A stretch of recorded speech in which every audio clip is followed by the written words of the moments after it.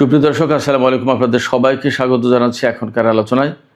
আপনাদের সঙ্গে আছি আমি সিরাজুল ইসলাম। দর্শক, ইরান এবং আমেরিকার মধ্যে অঘোষিতভাবে যুদ্ধবিরতি চললেও ইরান বলছে হরমুজ প্রণালীতে ইরানের অবস্থানে কোনো পরিবর্তন আসেনি। তার মানে হরমুজ প্রণালী যে বন্ধ আছে বন্ধই থাকবে, আমেরিকার জন্য খুলবে না এবং ইরানের মতো করে চলতে হবে, এর বাইরে কোনো কথা নেই। অর্থাৎ হরমুজ প্রণালী যুদ্ধের আগে যে অবস্থায় ছিল সেই অবস্থায় আর যাবে না।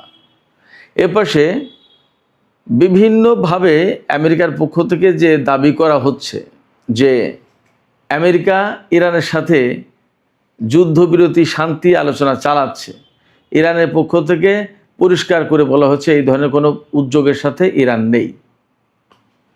শুধু তাই না, ইরান বলেছে যে নতুন কোনো রকমের যদি হামলা হয় তাহলে তার পরিণতি হবে ভয়াবহ। এদিকে মার্কিন প্রশাসন, বিশেষ করে মার্কিন যুদ্ধ মন্ত্রণালয় পেন্টাগন, ইরানের সাথে যুদ্ধে হতাহত মার্কিন সেনাদের কথা যা বলছিল আজকে তার চেয়ে অনেক বেশি বলতে বাধ্য হয়েছে। সিএনএন এই খবর দিচ্ছে, নতুন আহত সেনার সংখ্যা বলছে 624 জন। এর আগে 400 সামথিং দেখানো হচ্ছিল, আজকে হঠাৎ করে 624 বেড়ে গেছে। সিএনএন প্রশ্ন তুলেছে হঠাৎ করে কিভাবে বাড়লো এবং এখনও প্রকৃতপক্ষে হতাহতের সংখ্যা গোপন করা হচ্ছে কিনা সেই সন্দেহ কিন্তু জোরালো। এপাশে তুরস্কের জন্য একটা বিপর্যয়ের দিন ছিল গতকাল।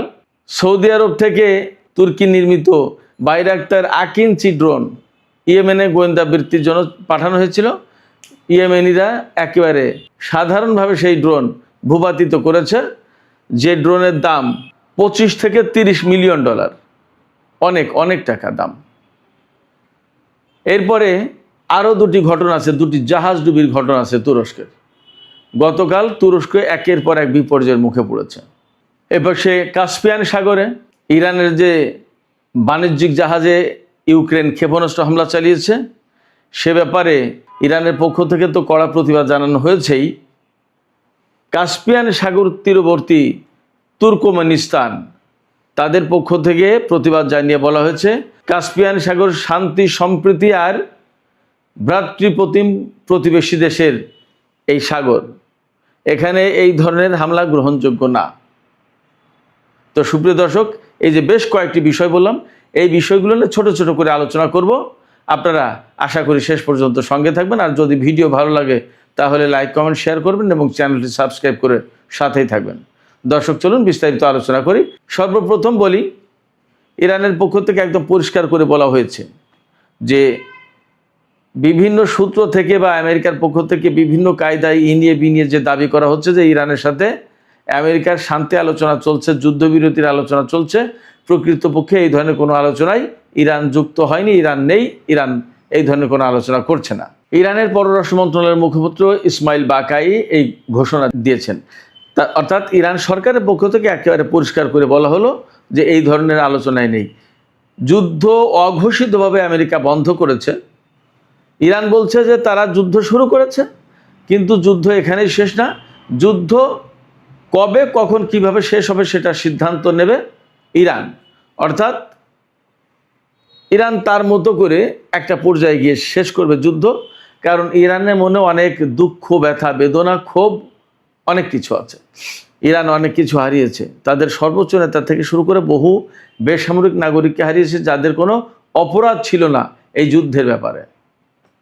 অতএব ইরান কবে, কখন, কিভাবে প্রতিশোধ নেবে আর কবে, কখন, কিভাবে যুদ্ধ শেষ করবে সেই সিদ্ধান্ত ইরানের পক্ষ থেকে আসবে।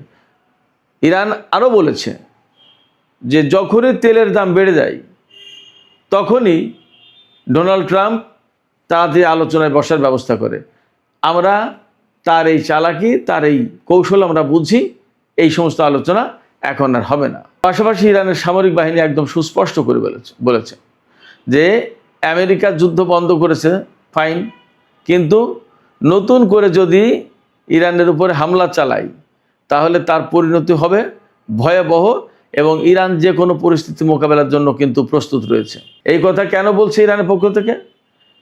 এই কথা ইরানের পক্ষ থেকে সামরিক বাহিনী বলছে এই কারণে যে বিভিন্ন জায়গায় খবর আসছে, এমনকি ইসরায়েলের গণমাধ্যমে, যে ইসরায়েলের প্রধানমন্ত্রী বেনিয়ামিন নেতানিয়াহু আগামীকাল মঙ্গলবার 28 জুলাই আমেরিকা সফরে যাবেন এবং আমেরিকায় যাওয়ার পরে প্রেসিডেন্ট ডোনাল্ড ট্রাম্পের সাথে মিটিং করবেন। সেই মিটিংয়ে হয়তো এমন সিদ্ধান্ত হওয়ার সম্ভাবনা আছে যে আমেরিকা ইসরায়েল দুই দেশ মিলে ইরানের বিরুদ্ধে নতুন করে যুদ্ধ শুরু করতে পারে এবং ওই যে বড় হামলা চালাবে বলে আমেরিকা প্রস্তুতি নিয়েছে, সেই হামলার কথা বলা হচ্ছে যে হামলা আবার হতেও পারে ইরানের বিরুদ্ধে।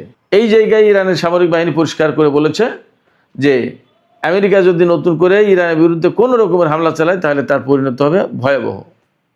আজকেই এখনই সিএনএনের ওয়েবসাইটের লিড নিউজ হচ্ছে যে ট্রাম্প মুখে এই সমস্ত কথা বলছেন ঠিকই, কিন্তু তিনি যে কাজ করতে যাচ্ছেন সেই জায়গায় অর্থাৎ প্রতিটি বাঁকে বাঁকে তার জন্য বিপদ আসছে। যুদ্ধ থেকে বেরিয়ে যাওয়ার কোনো কৌশল তার কাছে নেই। এটা আমার কথা না, এটা মার্কিন গণমাধ্যমের কথা। আর এই যে ক্ষেপণাস্ত্র কমে গেছে, অস্ত্র কমে গেছে, এটা আমি বলছি না, মার্কিন গণমাধ্যমে CNN, new York Times, Wall Street journal, এই সমস্ত বড় বড় বিখ্যাত পত্রিকা তারাই বলেছে। অতএব ডোনাল্ড ট্রাম্পের হাতে বা আমেরিকার হাতে কতটুকু অস্ত্র আছে আর কতটুকু নেই তাদের গণমাধ্যমের খুব ভালো করে জানার কথা। তাদের গণমাধ্যমে এই যুদ্ধের ব্যাপারে যে সমস্ত কথাবার্তা বলেছে তার অনেক কিছুই তো ঠিক।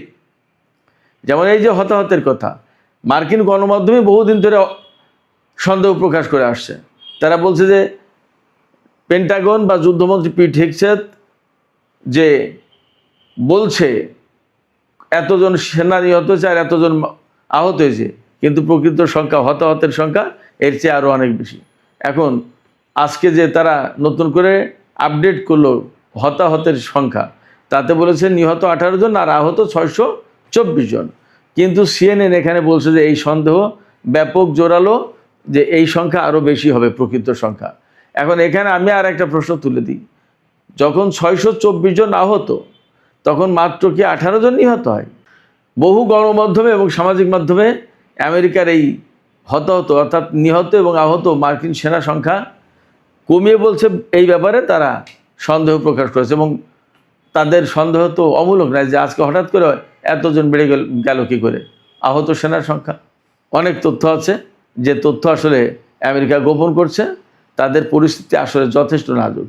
এখন ইসরায়েলি প্রধানমন্ত্রী নেতানিয়াহু আমেরিকায় যাওয়ার পরে যদি ইরানের বিরুদ্ধে নতুন করে হামলা এবং বড় যুদ্ধ শুরু করার চিন্তা করতেই পারে এবং এমন আশঙ্কা কিন্তু কম না। যদি করে তাহলে পরিস্থিতি আসলে খারাপ হবে। এবং আমি সবসময় বলছি মধ্যপ্রাচ্যের যে পরিস্থিতি আমেরিকার, তাতে সম্ভবত তাদের আর এই সমস্ত ঘাঁটিতে টিকে থাকার অবস্থা নেই। এরপরেও যদি তারা নতুন করে যুদ্ধ শুরু করে তাহলে যথেষ্ট আশঙ্কা আছে আমেরিকার ঘাঁটিগুলোর আরও খারাপ অবস্থা এবং একদম মানে পতন বলতে যা বোঝায় তাই হওয়ার আশঙ্কা আছে। এটা আমার ব্যক্তিগত বিশ্লেষণে আসে। ইরান আরেকটি ঘোষণা দিয়েছে যে হরমুজ প্রণালীতে ইরানের যে অবস্থান ছিল তাই আছে, এতে পরিবর্তন হচ্ছে না। অর্থাৎ ইরান বলেছে কি যে হরমুজ প্রণালী আমাদের, এটা আমরা ম্যানেজমেন্টের দায়িত্বে থাকবো, টোল নেব কি নেব না সেটা আমরা সিদ্ধান্ত নেব, কোন পথে জাহাজ চলাচল করবে সেটা আমরা ঠিক করে দেবো, এর বাইরে কোনো কথা হবে না, এখানে কর্তৃত্ব নেতৃত্ব আমাদের হাতে থাকবে। এই জায়গা থেকেই ইরান সরেনি, বলছে যে আমাদের অবস্থান ঠিক আছে এবং হরমুজ প্রণালী একেবারে নির্দ্বিধায় সবাই যাতায়াত করতে পারবে, গড়ের মাঠ ওপেন টু অল, নো, এরকম থাকবে না। বলেছে যে যুদ্ধের আগে হরমুজ প্রণালী যেমন ছিল তেমন আর কখনো কোনোদিন হবে না এবং এখানে কার জাহাজ যাবে, কোন জাহাজ কত টোলে যাবে, কোন পথে যাবে, সমস্ত সব কিছু ইরান নির্ধারণ করবে বলছে। সাম্প্রতিক দিনের যে যুদ্ধটা, এই যুদ্ধটা কিন্তু বেসিক্যালি হরমুজকে কেন্দ্র করে। হরমুজ প্রণালী দিয়ে ইরান বলেছে যে এই রুটে জাহাজ চলাচল করবে, আর আমেরিকা বলছে যে না, এই আর একটা ওমান উপকূলের দিক দিয়ে একটা রুট, বলছে যে এই রুটেও জাহাজ চলাচল করবে। সেখানে মাইন পেতে রেখেছে ইরান, গেলে জাহাজ গেলে কোনোটা মাইনে বিস্ফোরণ হচ্ছে আর কোনোটার উপর ইরান হামলা চালাচ্ছে, ক্ষেপণাস্ত্র হামলা, ড্রোন হামলা। আমেরিকা সে সমস্ত জাহাজের নিরাপত্তা দিতে পারছে না, ফলে হরমুজ প্রণালী কোনো মতেই সিকিউর না এখন। ইরানের কথা মতো চললে সিকিউর, না চললে সিকিউর না। ইরান যে পথে চলতে বলছে জাহাজগুলোকে, সেই পথে গেলেই শুধুমাত্র জাহাজ নিরাপদে যাওয়া আসা করতে হচ্ছে, এছাড়া না। অতএব হরমুজ প্রণালী এলাকায় ইরানের কর্তৃত্ব এই মুহূর্তে চ্যালেঞ্জ করে আমেরিকা যে নতুন কিছু একটা করবে, এখনও পর্যন্ত এরকম অবস্থা হয়নি। এরকম অবস্থা হবে কিনা সেটাও একটা প্রশ্ন। এর মধ্যে হরমুজ প্রণালীতে গতকাল তুরস্কের একটি তেলবাহী জাহাজ মাইন বিস্ফোরণে ধ্বংস হয়েছে। এপাশে সৌদি আরবের কাছে তুরস্ক বাইরাক্তার আকিঞ্চি নামে খুব দামি মূল্যবান ড্রোন বিক্রি করেছিল। সেই ড্রোন ইয়েমেনের আকাশে গোয়েন্দা বৃত্তি করতে গেছে আল জাওয়াব প্রদেশে। সেখানে ইয়েমেনের হুতি যোদ্ধারা বা সেনারা তারা খুব সাধারণভাবে সেই ড্রোনকে ভূপাতিত করেছে। এই ড্রোনটার দাম হলো 25 থেকে 30 মিলিয়ন ডলার, তার মানে 2.5 কোটি থেকে 3 কোটি ডলার, অনেক টাকা দাম এবং বেশ বড়। 1500 কেজি বিস্ফোরক বহন করতে পারে এই ড্রোন। 1500 কেজি মানে 1.5 টন, 37.5 মন। আর 24 থেকে 30 ঘন্টা একটানা আকাশে উঠতে পারে 40,000 ফুট উচ্চতা, অনেক উপর দিয়ে এই ড্রোন উড়তে পারে, খুব আকারে বড় ড্রোন। সেই ড্রোন ভূপাতিত করেছে। তুরস্কের জন্য এটা একটা সেটব্যাক, একটা দুঃস্বপ্নের দিন, খারাপ সময়। আর একটা ঘটনা ঘটেছে কৃষ্ণ সাগরে। ইউক্রেনের ওডেসা বন্দর থেকে তুরস্কের মালিকানাধীন একটি জাহাজ গিনি বিসাউয়ের পতাকা বহন করছিল, হয়তো কোনো পণ্য নিয়ে ওই জাহাজটা যাচ্ছিল কৃষ্ণ সাগর দিয়ে। বলা হচ্ছে রাশিয়ার ক্ষেপণাস্ত্রের আঘাতে সেই জাহাজ ডুবে গেছে এবং বেশ কয়েকজন নাবিক হতাহত হয়েছে। রাশিয়া বলছে যে আমাদের ক্ষেপণাস্ত্রে এই ধরনের ঘটনা ঘটেনি, বাট কৃষ্ণ সাগরে তুরস্কের একটা জাহাজ ডুবে গেছে, এটা বাস্তব কথা। তার মানে গতকাল তুরস্কের জন্য ভারী খারাপ সময় গেছে। হরমুজ প্রণালীতে জাহাজ বিধ্বস্ত, কৃষ্ণ সাগরে ক্ষেপণাস্ত্রের আঘাতে জাহাজ ডুবে গেছে, আর ইয়েমেনের আকাশ থেকে তুর্কি নির্মিত সৌদি আরবের মালিকানাধীন ড্রোন বিধ্বস্ত।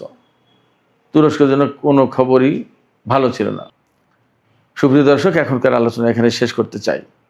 আলোচনা শেষের আগে আমি আপনাদের কাছে প্রশ্ন করি, আসলে CNN যে খবর দিচ্ছে, হঠাৎ করেই আমেরিকার প্রতিরক্ষা দপ্তর বা যুদ্ধ মন্ত্রণালয় পেন্টাগন তারা বলল যে 624 জন আহত হয়েছে ইরানের সাথে যুদ্ধ করতে গিয়ে, হঠাৎ করে বেড়ে গেল। তারপরেও তারা বলছে যে মার্কিন সেনা যে নিহত হয়েছে এবং আহত হয়েছে এই সংখ্যা এখনও কমিয়ে দেখা হচ্ছে বলে যথেষ্ট সন্দেহ আছে। আপনাদের কি মনে হয়? আপনারাও কি সন্দেহ করেন যে আসলে আমেরিকা কমিয়ে বলছে? আপনাদের মতামত জানিয়ে কমেন্টে লিখতে পারেন। আর ভিডিও ভালো লাগলে লাইক, কমেন্ট, শেয়ার করবেন এবং চ্যানেলটি সাবস্ক্রাইব করে সাথেই থাকবেন। দর্শক, এখনকার আলোচনা এখানে শেষ করতে চাইছি। আপনারা সবাই অনেক অনেক ভালো থাকুন। আল্লাহ হাফেজ।